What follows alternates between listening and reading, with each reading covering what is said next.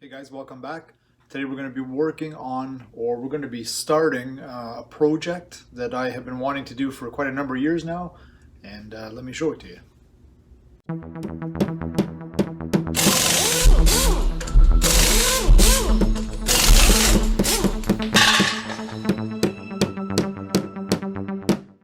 So this is my, what I believe to be a 1973 Johnson 2 horsepower outboard. It's a little 2-stroke motor, and serial number or the model number on this guy is the 2R73B. It hasn't ran now in, I'd say, probably 12 years, and it's been sitting. I had problems with fuel years and years and years ago, and advancing the throttle is seized on it, so this doesn't even move anymore. It does still turn over, which is a good thing.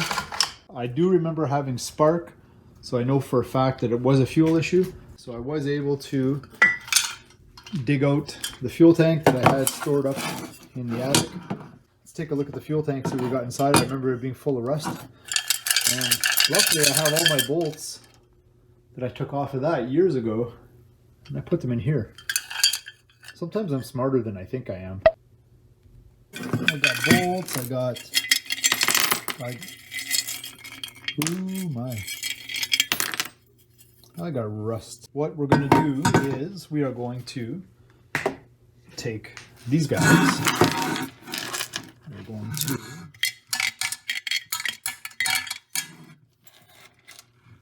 or you can use alleys. We're going to put a bit of arsol in there. We're going to shake the crap out of it. All right, let's see what that did.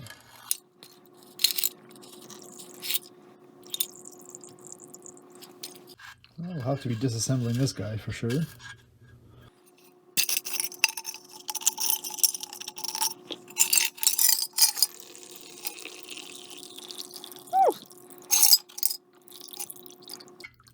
is a lot of yucky stuff in there.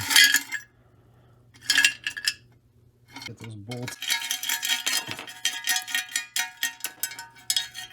Yeah, let's take a look inside, see how she feels. There's still a considerable amount of rust inside there. Next thing we're going to try is our CLR rust, lime calcium rust remover. Zaps rust. Insert lightning strike. All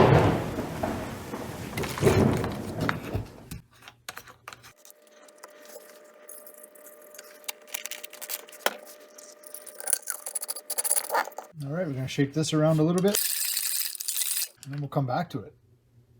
Everything nice and clean up on top. One thing I did notice is the coil is disintegrating. So when I get this back together, I'm going to check for spark.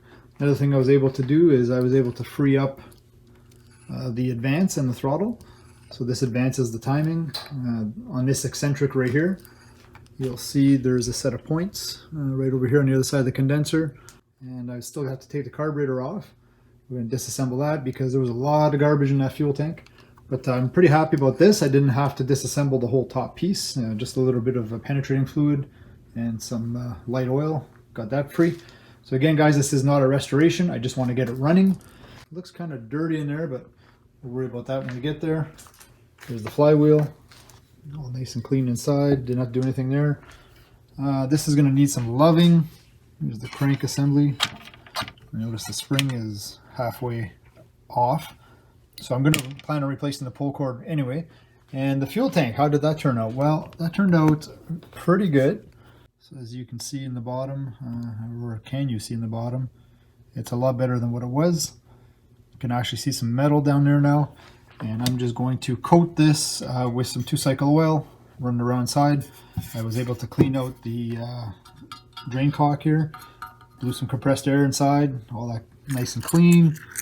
So nice and clean. Show you what that rust remover does. If you look at the little spring here, it's super clean. So that's that stuff right there. CLR worked really well. So I'm going to get to removing the carburetor, and we're going to take that apart next. I don't have any parts. I don't have a carb kit, so we're just going to hope that everything comes apart nicely, and let's see what we can do. All right, well, I just got the carburetor off, and To my surprise, no wonder I had a fuel problem. If you guys can see right inside of there, it's plugged, solid. So it's apparent that I did have a fuel problem, and all that garbage from the tank you saw was probably jammed in here. So let's get this thing apart.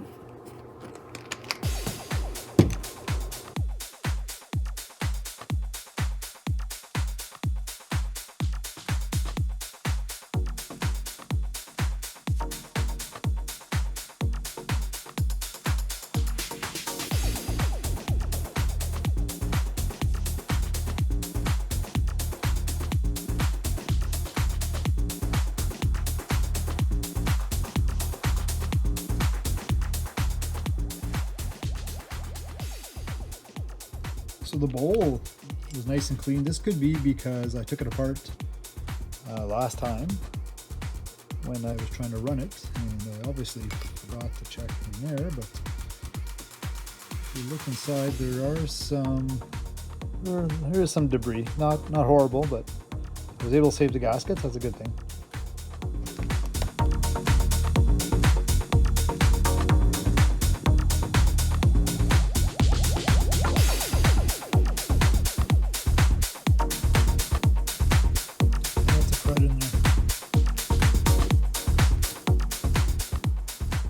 Alright, so I got the carburetor all cleaned up, back together with whatever parts I had. I did replace one neoprene seal inside. It will need a rebuild kit, and I've gone ahead and ordered that online. So when it comes, I will put the rebuild kit back in it, new float, new needles, new seals. But for what we need it should be good, what we need for right now. We're just going to check for spark. I got the flywheel just sitting back on and just loosely. And if I remember, it did have spark. Let's try this again. See if I have spark. This is an old spark plug. Oh yes, look at that. Could be intermittent spark or just not a good ground. No, we definitely have spark. I'm going to gap that plug properly and straighten it out. It is kind of oily and dirty, so let's get that cleaned up and try it again. So it's only while I'm sitting here doing the editing of the video do I notice that the spark is intermittent, and only the strong sparks you see on the video and the weaker spark you don't see on the video. But at the time it looked like it was sparking every single time. If you listen carefully, you can hear the snap of the spark, but you don't see it on the video. So had I watched this prior, I may have saved myself a whole bunch of time. Keep watching. All right, I got it all back together. So I disassembled the actual pull crank assembly, rewound the spring. What a pain in the butt that is, let me tell you. Got the spring all rewound, got it all oiled up and greased, got it all back together, put some, maybe a couple liters of fresh fuel in it, and a new fuel line here with some zip ties, and cranked and cranked and cranked, and finally she went off. But she is over fueling big time, as you can see over here. Stick my hand up there, it's full of fuel, so the needle and seat are not seating properly, and it's over fueling and it's coming out of the exhaust. So, but just to let you guys know, yeah, she runs. We had lots of spark. It was a fuel issue the whole time. I got a carb kit coming, and we're going to install that once it gets here.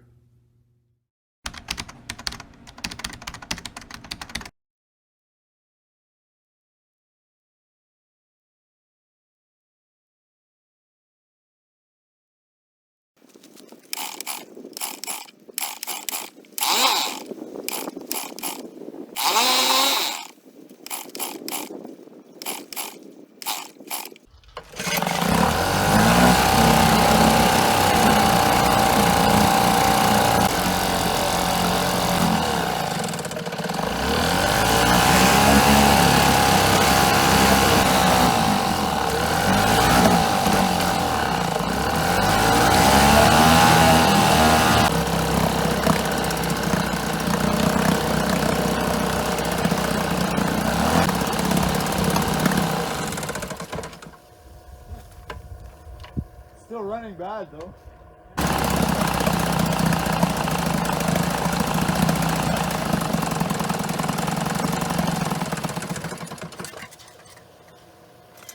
same. The high-end circuit seems to be okay. It's the low-end circuit that I'm having trouble with.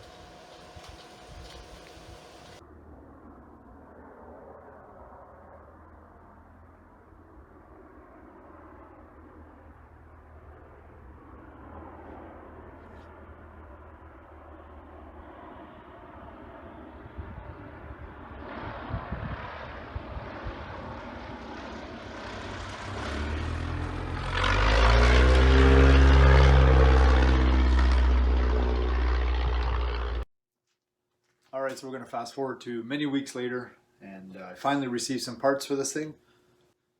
I had ordered a I had ordered a seat and needle that did not fit for some reason. Not quite sure. The threads were different on the seat. So I have that now, another one. I have an impeller for the water pump that's down here. I ordered a coil, condenser, and points. So I think it's a fueling issue, and I think I'm going to go straight to the seat and needle. To do this, I'm not going to remove the carburetor. I'm just going to take the bottom off here. Even though I can get the carburetor off and on in about 3 minutes now. So let's start with the seat and needle and try and run it and see what happens.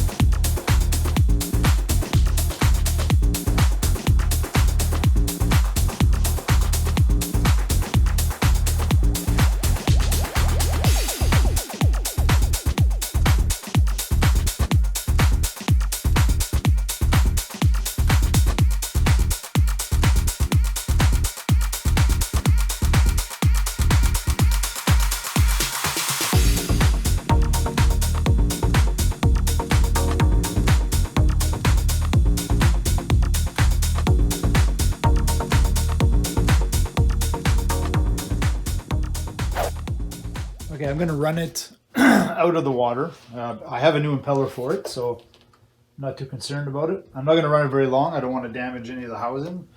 So I'm not too concerned about the impeller being out of the water right now. I just want to see if it starts.